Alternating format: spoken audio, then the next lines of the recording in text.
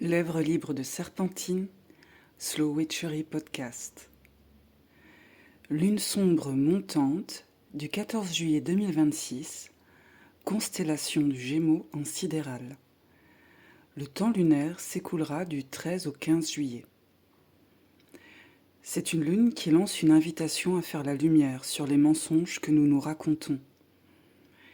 Il s'agit de revoir ce qui a été révélé lors de la dernière claire et de réviser, si besoin, notre attitude dans la pratique. Côté divination, essayons-nous à un exercice qui n'implique pas notre esprit ou notre intuition. Lors de la dernière claire, nous avons réalisé le tirage en spirale proposé. Nous avons pu déterminer les domaines où nous nous illusionnons ou qui sont pour le moment hors de notre portée. Faisons une sélection de 3 domaines. Pourquoi pas les 3 premiers pour commencer, les plus proches de la carte de départ. Nous écrirons le nom des domaines sur 3 morceaux de papier. Papier blanc, papier d'Arménie, parchemin, ou des feuilles de végétaux séchés, laurier, olivier, le végétal qui vous plaît. 2 méthodes sont possibles, soit par le feu, soit par l'eau. Tout dépendra de la possibilité d'aérer le lieu de pratique ou de préserver l'endroit où nous nous trouvons d'un départ d'incendie. Une pensée aussi aux sorcières asthmatiques ou intolérantes aux fumées de tout type. Par le feu. Si nous utilisons une bougie de service, une bougie qui sert à allumer le charbon, les bougies rituelles, éclairer le rituel, portons les papiers à la flamme avant de les jeter dans un récipient qui ne craint pas le feu. Celui qui sera le moins brûlé sera le domaine à travailler en priorité.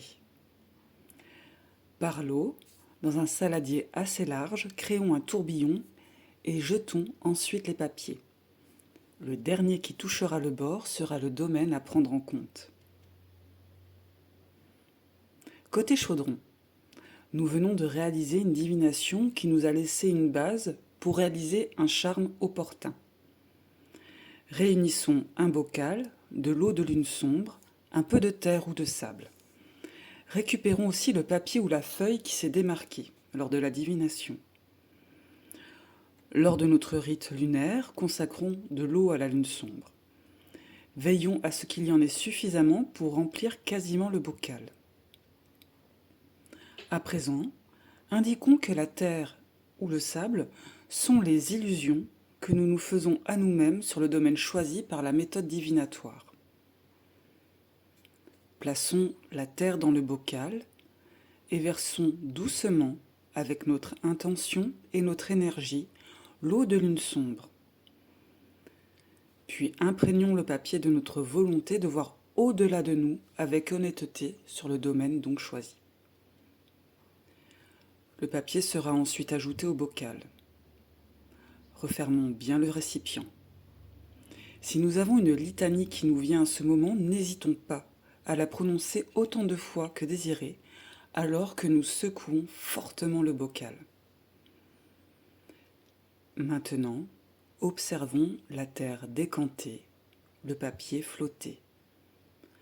Prenant conscience que notre vision se clarifie peu à peu sur notre cheminement vis-à-vis de ce domaine à travailler. Il sera possible de secouer le bocal avant chaque temps d'étude et de pratique du domaine en question.